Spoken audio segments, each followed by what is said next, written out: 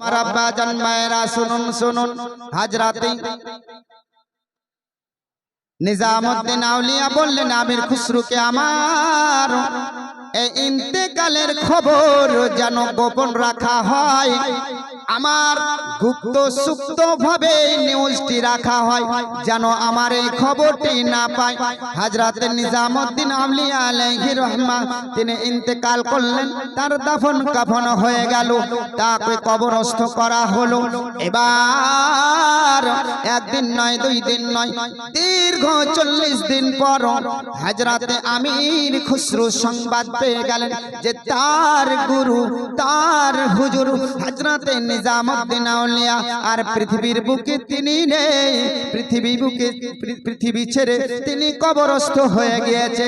তিনি যখন এই খবর শুনলেন, যেন ছুটে ছুটে ছুটে ছুটে যেন তিনি দিল্লির সরজমিনে হযরত নিজামুদ্দিন আউলিয়া আলাইহি রহমার কবরস্থানে চলে আসলেন, মাজারে চলে আসলেন, জিয়ারত করেন আর বলেন হুজুর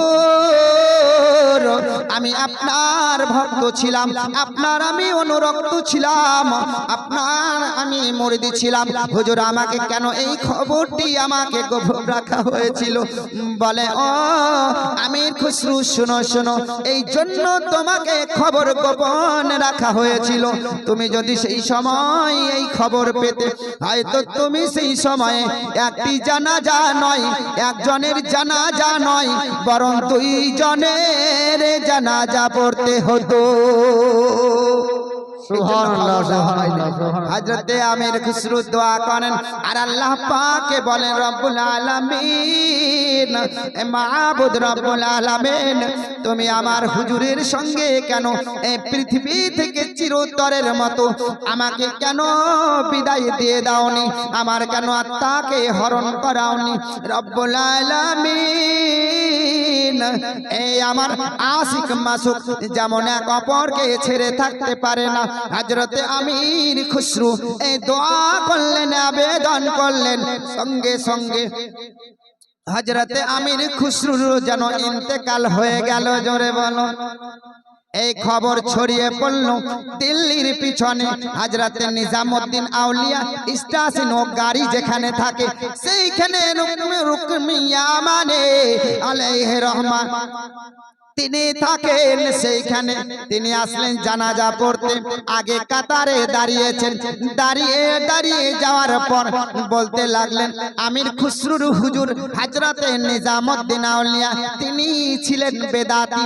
এই যখন তিনি মনে মনে মুখে উচ্চারণ করে এই কথাটি যখন উদ্ভাসিত হয়ে যখন আসলো, আওয়াজটি যখন তার কর্ণকুহরে পৌঁছালো, মৃত্যু ব্যক্তি শুনতে পাই কেমন, তিনার কানে যখনই এসে লেগেছে হযরত আমির খুসরু আলাইহি রহমা যেন কাফনটি সরিয়ে দিলেন, কাফনটি সরিয়ে দিয়ে মুখ বাহির করে আমির খুসরু বলতে লাগলেন বলো বলো তাকবীর, নারায়ে রিসালাত, উলামা আহলে সুন্নাহ, নারায়ে তাকবীর।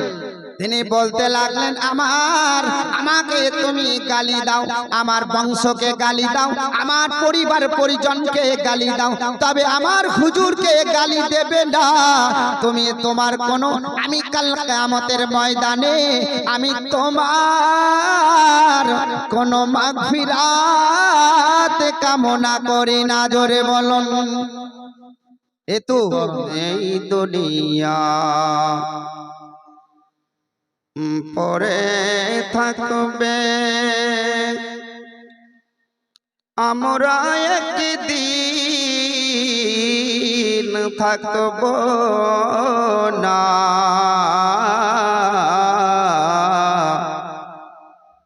সবাই মোদের ভুলে যাবে, মায়ার নবী ভুলবেন না। জোরে জোরে। যদি বিখ্যাত লেখক, বিখ্যাত আমার ভক্ত হযরত নিজামুদ্দিন আউলিয়া আলাইহি রহমান পায়ের ধারে যার মাজার, যার কবরখানা, যারা গিয়েছেন তারা দেখেছেন। আমার 5 বার যাওয়া হয়ে গিয়েছে, আর ব্যবসা সূত্রে 2-4 বার করে দিল্লি যেতেই হয় বছরে। আল্লাহ পাক রব্বুল আলামিনের বন্ধু হযরত নিজামউদ্দিন আউলিয়ার পায়ের দিকে আমির খুসরুর কবর। বলে আমার ইন্তেকালের খবর যেন না দেওয়া হয়। জোরে বলো। বলে কেন কেন? বলে এই জন্য যদি আমার এই ইন্তেকালের খবর পেয়ে যায় তাহলে আমির খুসরু হয়তো সঙ্গে সঙ্গে যেন আমার সঙ্গে যেন সে আল্লাহ পাকে বলে তার মরণটি ডেকে ওছে নিতে পারে। জোরে বলুন। ৭,০০০ টাকার দাতা, নারায়ে তাকবীর, নারায়ে রিসালাত। আমি বললাম শেষে আসবে, আসলো। আমি কোনো ওলিও নয়, নজরুল সাহেবের কবিতাও পড়তে আসি। মসজিদের মুয়াজ্জিন সাহেব জোবাইদা বিবি, রওশনা বিবি, দিনু খাঁ তিনজন মিলে ৭,০০০ টাকা আল্লাহর ঘরে দান করেছেন। তাদের সকলের নামে দোয়া হবে। ওগো আল্লাহ দয়াময়, দয়া যে করিয়া তুমি আমার আব্বা ও মায়েদের দানকে নিয়ে গ্রহণ করিয়া আমিন আমিন আল্লাহ আমিন আমিন।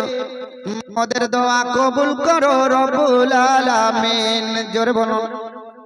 বলে আমার আমির খুসরু না জানতে পারে। শুনুন শুনুন, হযরতে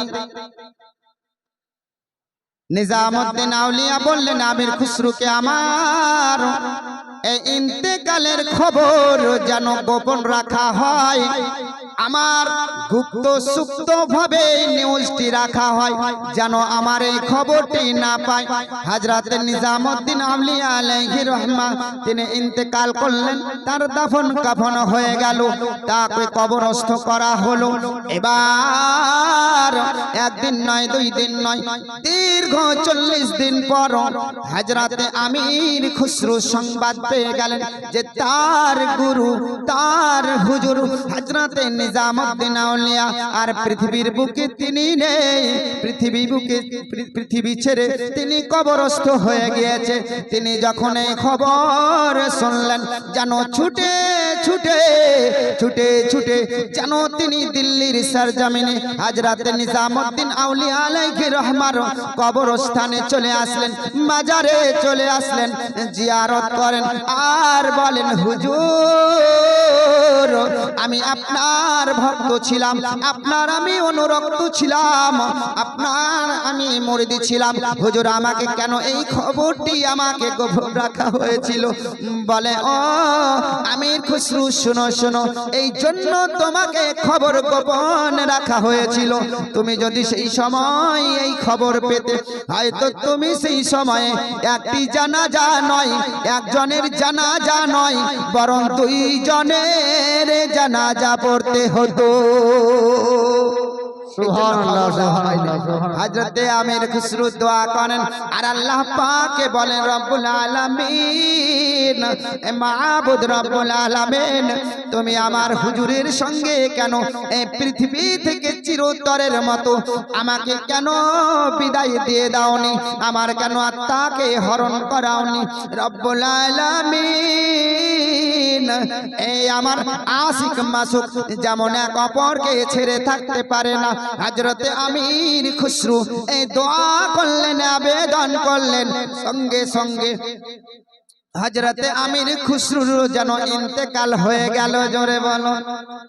এই খবর ছড়িয়ে পড়ল দিল্লির পিছনে হযরত নিজামউদ্দিন আউলিয়া স্টেশন ও গাড়ি যেখানে থাকে সেইখানে রুকমিয়া মানে আলাইহির রহমান তিনি থাকেন সেইখানে। তিনি আসলেন জানাজা পড়তে, আগে কাতারে দাঁড়িয়েছেন। দাঁড়িয়ে দাঁড়িয়ে যাওয়ার পর বলতে লাগলেন, আমির খুসরুর হুজুর হযরতে নিজামউদ্দিন আউলিয়া তিনি ছিলেন বেদাতি। এই যখন তিনি মনে মনে মুখে উচ্চারণ করে এই কথাটি যখন উদ্ভাসিত হয়ে যখন আসলো, আওয়াজটি যখন তার কর্ণকুহরে পৌঁছালো, মৃত্যু ব্যক্তি শুনতে পাই কেমন, তিনার কানে যখনই এসে লেগেছে, হযরতে আমির খুসরু আলাইহি রহমা যেন কাফনটি সরিয়ে দিলেন। কাফনটি সরিয়ে দিয়ে মুখ বাহির করে আমির খুসরু বলতে লাগলেন, বলো বলো তাকবীর, নারায়ে রিসালাত, উলামায়ে আহলে সুন্নাহ, নারায়ে তাকবীর। তিনি বলতে লাগলেন, আমাকে তুমি গালি দাও, আমার বংশকে গালি দাও, আমার পরিবার পরিজনকে গালি দাও, তবে আমার হুজুরকে গালি দেবে না তুমি। তোমার কোনো, আমি কাল কিয়ামতের ময়দানে আমি তোমার কোনো মাগফিরাত কামনা করি না। জোরে বলুন। এ তো ভাবছেন কি আল্লাহর ওলিদের এইরকম ক্ষমতা? দেখুন,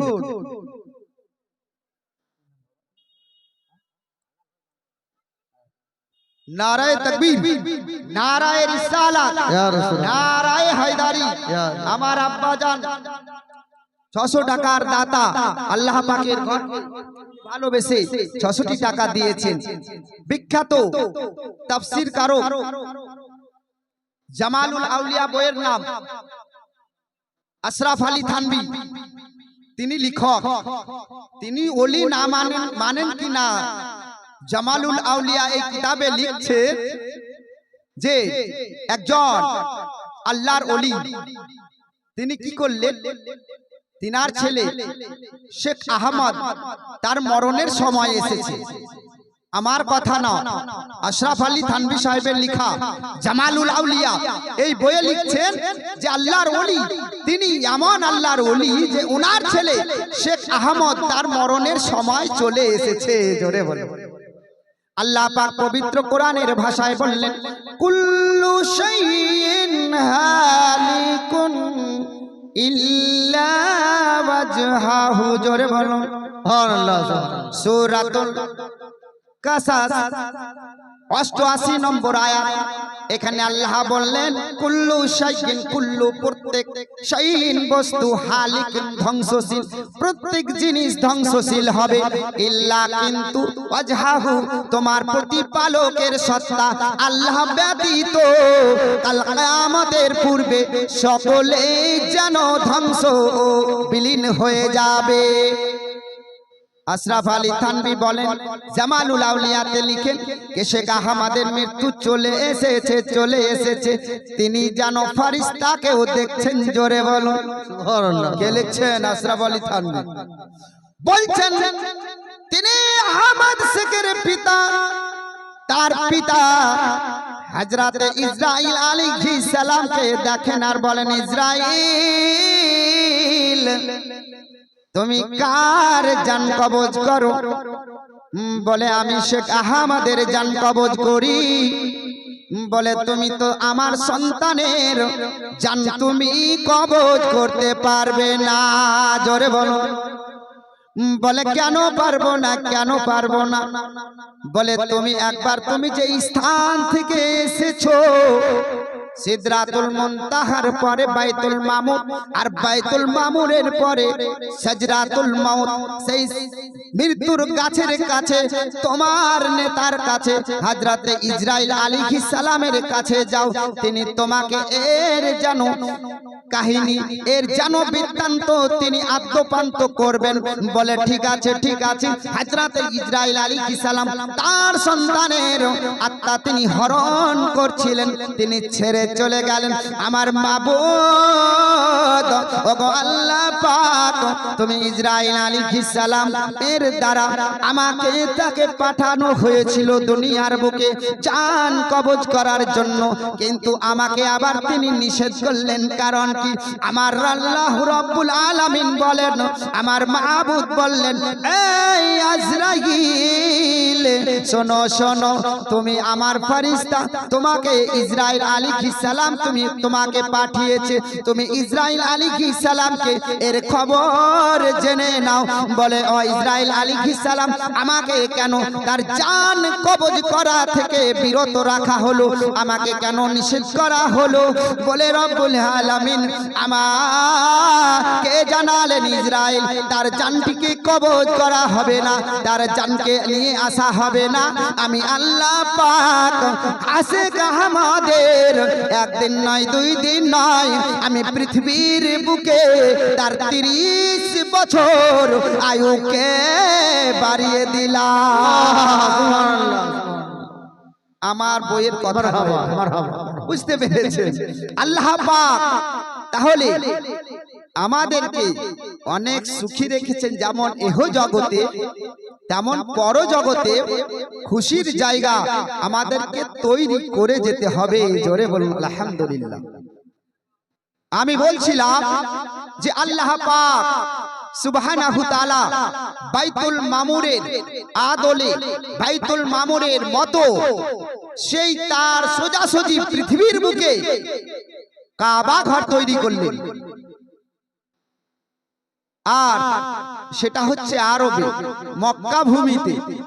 আর ভারতের বুকে সর্বপ্রথম কোন মসজিদটি তৈরি হয়েছে এবং তার জায়গা কার, পরবর্তী সময়ে আবার কি হবে? ভারতবর্ষের বুকে সর্বপ্রথম মুসলমানকে, আপনি নন আমি নয়, ভারতবর্ষের বুকে সর্বপ্রথম মুসলমান হচ্ছেন যার নাম চেরুমল পেরুমল, যার স্থান হচ্ছে কেরালা।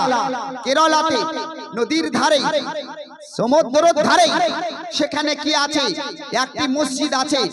মসজিদটি, সেই মসজিদটি এখন একটি কাবা নাই, সেই মসজিদের 2টি মেহরাব আছে। জোরে বলো সুবহানাল্লাহ, সুবহানাল্লাহ। তিনি এই ভারতবর্ষের লোক, তিনি ভারতবর্ষ থেকে রাসূলুল্লাহ সাল্লাল্লাহু তাআলা আলাইহি ওয়াসাল্লামার এসে গিয়ে তার হাতে হাত রেখে মুসলমান হয়ে পৃথিবীর বুকে আবার যেন ভারতবর্ষে ফিরে এসে তার সেই বালাখানাকে, তার সেই মন্দিরকে কি করেছিল?